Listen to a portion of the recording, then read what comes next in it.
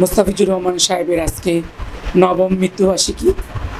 এই মৃত্যুবার্ষিকী উপলক্ষে তার মেয়ে রসনারা কলেজের গাছবিজ্ঞানের সহকারী অধ্যাপক আমাদের জিয়াসমিন শম্পা ম্যাডাম, উনি মদিনাতুল উলুম হাফিজিয়া মাদ্রাসা ও এতিমখানায় এতিমদের জন্য দুপুরবেলা মধ্যাহ্নভোজের আয়োজন করেছেন, কোরআন খতমের আয়োজন করেছেন এবং মিলাদ দোয়া আয়োজন করেছেন এবং বাচ্চাদেরকে উনি সিজনাল আমের খাওয়ার ব্যবস্থা করেছেন।